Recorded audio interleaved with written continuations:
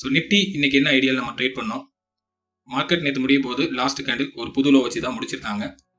இன்னையோட first candle இங்கே இருக்கிற ரெசிஸ்டன்ஸ் ஜோனை பிரேக் பண்ண ட்ரை பண்ணாங்க. எப்படி ஓப்பன் கேண்டில் இருந்ததோ செகண்ட் கேண்டில் பார்த்தீங்கன்னா அந்த ஓப்பன் ப்ரைஸையே க்ளோஸ் வச்சுட்டாங்க. தேர்ட் கேண்டிலும் அதே லெவலுக்கு கீழே க்ளோஸ் வச்சுட்டாங்க. ஸோ 15 மினிட்ஸ் கேண்டில் பார்த்தீங்கன்னா இது ஒரு ஸ்ட்ராங் விக்காக இருந்தது.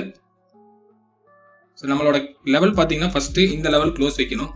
ஆனால் 5 மினிட்ஸில் நம்ம க்ளோஸ் வச்சுட்டோன்னா என்ட்ரி ஆகக்கூடாது. ஏன்னா இது வந்து இன்வேலிட் கேண்டில். காரணம் என்னன்னா இந்த ஓப்பனை 2வது கேண்டில் 3வது கேண்டிலும் க்ளோஸ் வச்சனால இந்த கேண்டில் நம்ம இன்வேலிட் கேண்டிலாக தான் எடுப்போம். ஸோ மறுபடியும் ப்ரைஸ் இன்னைக்கு என்ன ஆச்சுன்னா புது லோ வச்சிருந்தாங்க.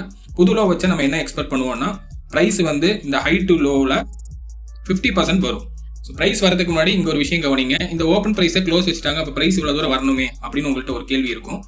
கண்டிப்பாக வராது. காரணம் என்னன்னு கேட்டிங்கன்னா நேற்று கோல்டில் லைவ் ட்ரேட் ஒன்று எடுத்திருப்பேன். அங்கே என்ன நடந்திருக்குன்னா மார்க்கெட் ஹையரை பண்ணிட்டு மறுபடியும் வரும்போது தான் அந்த இடத்துல இருந்து மேலே போயிருந்தது. ஆனால் இங்கே வந்து ஹையே பண்ண முடியல. ஸோ புது லோ தான் வச்சுட்டு மார்க்கெட் வரும்போது 50% தான் வரும்.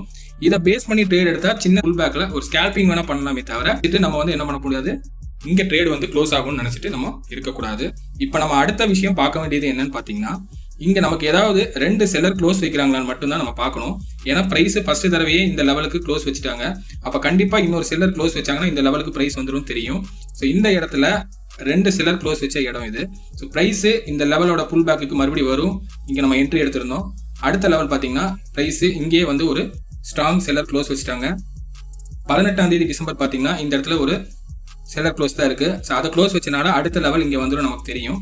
ஸோ எக்ஸாக்டாக ப்ரைஸ் பார்த்தீங்கன்னா இந்த சப்போர்ட்டுக்கு வந்தது. இதுக்கப்புறமும் அடுத்த லெவலான சப்போர்ட்டை வந்து உடச்சிட்டாங்க. இங்கேயும் வந்து ஒரு புல் பேக் எடுத்திருந்தது. ஸோ நம்ம ஒவ்வொரு லெவல்லையும் நம்ம ட்ரையல் போட்டுகிட்டே வந்திருந்தோம். அடுத்தது பார்த்தீங்கன்னா இப்போ கரண்ட்டாக இந்த சப்போர்ட்டை தான் ப்ரைஸ் ட்ரேட் ஆகிட்டு இருக்கு. ஸோ நம்மளோட ஸ்டாப் லாஸ் இப்போ இங்கே போட்டிருக்கோம். இதுக்கப்புறம் ப்ரைஸ் எப்படி ரியாக்ட் ஆகுதுன்னு பார்த்துட்டு தான் நம்ம என்ட்ரியை க்ளோஸ் பண்ணுவோம். ஒவ்வொரு லெவல்லையும் மார்க்கெட் எப்படி ரியாக்ட் ஆகிறாங்க, ப்ரீவியஸ் 1 hour 5 மினிட்ஸில் என்ன மாதிரி ரியாக்ட் ஆகுது. 1 hourோட இந்த லெவல் பாருங்கள். இந்த லெவலில் கேண்டில் போய் தொட்ட உடனே கீழே வந்துட்டாங்க. ஸோ 1 hour இதுக்கு தான் பார்க்க சொல்கிறது. 1 hourல இந்த ரெசிஸ்டனும் போக முடியல, ப்ளஸ் அந்த கேண்டில் க்ளோஸ் பண்ணது நேத்தோட ரெசிஸ்டன்ட்டுக்கு கீழே. அப்போ மார்க்கெட் வந்து பியூராக செல்லிங்கில் இருக்குன்னு நமக்கு தெரிஞ்சிருச்சு. ஸோ இதெல்லாம் நீங்கள் டீட்டெயில்டாக பார்த்துட்டு தான் வந்து நம்ம ட்ரேட் எடுக்கணும். 1 hour பொறுத்தளவு கிளியர் கட்டாக நமக்கு மார்க்கெட் எவ்வளோ செல்லிங்கில் இருக்குன்னு தெரிஞ்சிருச்சு. ப்ரீவியஸாக பாருங்கள் இந்த ஜோனெல்லாம் வந்து கேப் ஜோனாக தான் இருக்குது.